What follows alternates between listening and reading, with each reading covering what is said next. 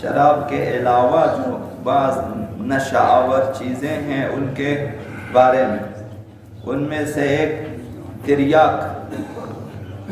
جسے ہم افیون یا افیم کہتے ہیں، اس کا استعمال حرام ہے، شریعت میں جائز نہیں ہے، اور اس کے جتنے اور بھی مشتقات ہیں، اسی قسم کی اور بھی چیزیں جو انسان کو مست کرنے والی ہیں، آپے سے باہر کرنے والی ہیں، انسان کی عقل کو مغلوب کرنے والی ہے، وہ چیزیں جو اس قسم کی ہیں اور نشہ آور ہیں، جو انسان کے لیے ضرر مہم رکھتی ہیں،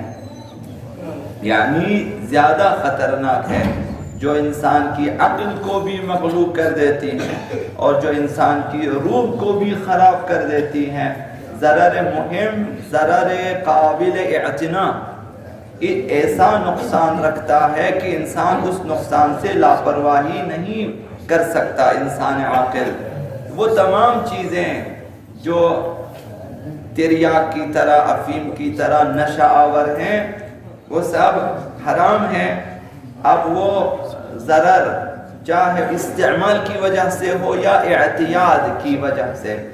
کبھی ایسا ہے کہ انسان معتاد نہیں ہے، عادی نہیں ہے، نشہ نہیں ہے، لیکن استعمال کرے ایک بار، مثلا نقصان دہ ہے، پھر بھی حرام ہے۔ ایک شخص عادی ہو چکے ہیں، نشہ کیا ہے اس نے اس چیز کا، اس کے لیے بھی حرام ہے اور جائز نہیں ہے۔ فوراً ان چیزوں سے ہاتھ اٹھانا اور چھوڑنا، ترک کرنا واجب ہے، ورنہ انسان کی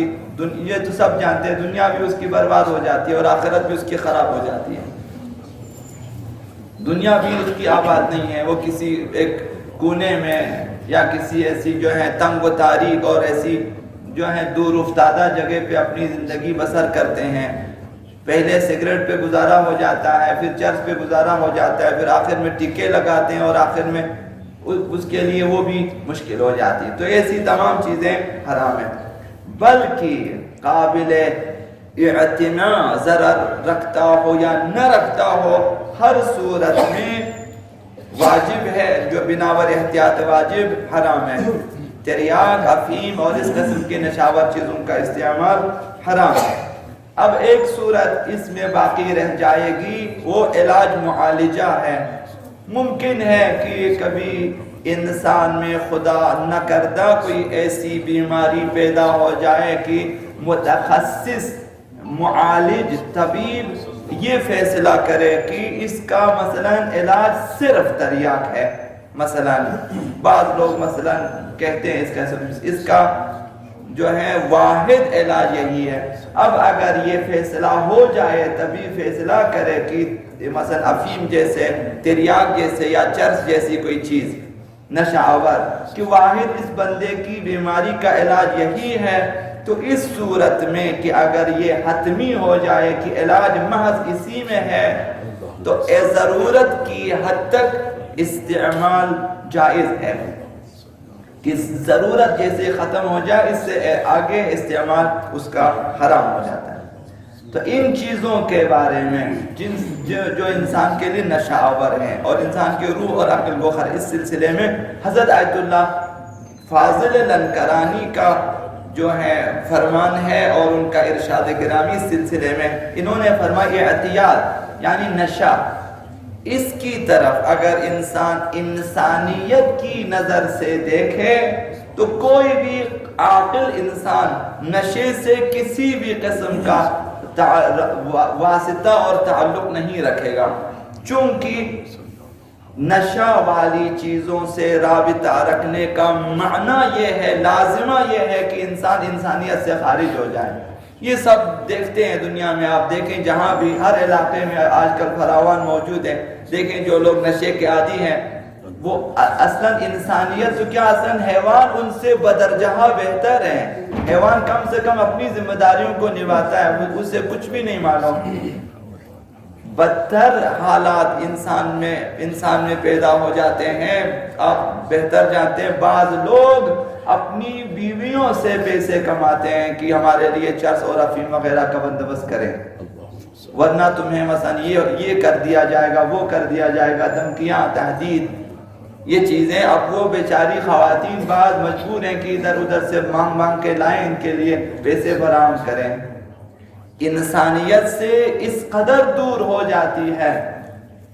ایسے لوگ اس قدر دور ہو جاتے ہیں انسانیت سے کہ حیوانات ان سے بدرجہ بہتر۔ حضرت آیت اللہ فاضل فرماتے ہیں کہ اگر انسانیت کی نظر سے دیکھیں تو یہ چیزیں ایسی ہیں کہ ان سے جو ہے انسانیت سے انسان خارج ہو جاتا ہے۔ جو چیز انسان کو انسانیت سے محروم کر دیتی ہے وہ اسلام میں جائز ہو نہیں سکتی ہے کسی بھی طرح سے۔ تو اب کسی بھی قرآن حدیث کی دلیل کی بھی ضرورت نہیں ہوتی کہ بھائی وہ قرآن میں کہاں لکھا ہوا ہے مثلا افیم حرام ہے، قرآن میں دکھاؤ چرس حرام ہے، قرآن میں دکھاؤ یہ چیزیں، ضرورت نہیں ہے۔ ایک چیز جو انسان کی عقل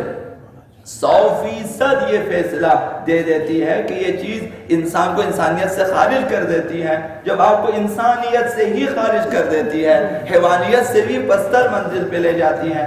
تو عقل فیصلہ دے دیتی ہے چیزیں حرام ہے، اور اسلام خلاف عقل فیصلہ نہیں دیتا ہے۔ انسان ہمیشہ عقل کے موافق فیصلہ دے دیتا ہے۔ لہٰذا واضح سی بات ہے کہ تریاک، افیم، ہیروئن شرعاً جائز نہیں ہے اور اسلام کے بڑے محرمات میں شامل ہے، یہ معمولی محرمات نہیں ہے۔ حرام چیزوں میں سر فہرست مثلا آج کل کہیں کہ ٹاپ 10 میں یہ چیزیں ہیں، یہ جو نشے کے عادی، خان گھر برباد ہو جاتا ہے، فیملی اس کی خراب ہو جاتی ہے، اہل و عیال اس کے برباد ہو جاتے، اولاد اس کے خراب ہو جاتے ہیں، یہ تمام نقصانات ہیں۔ لہٰذا کوشش کریں کہ اپنے بچوں پہ نظر رکھیں کہ ہمارے بچے پکنک منانے جاتے ہیں، دوسری تیسری جگہوں پہ شیشے کے عادی ہو چکے ہیں، بہت ساری چیزوں کے عادی ہو چکے ہیں، لہذا والدین ان پر اس طرح اعتماد نہ کریں، بلکہ کسی نہ کسی طرح سے خیال رکھیں کہ یہ ان چیزوں کے عادی نہ ہو جائیں۔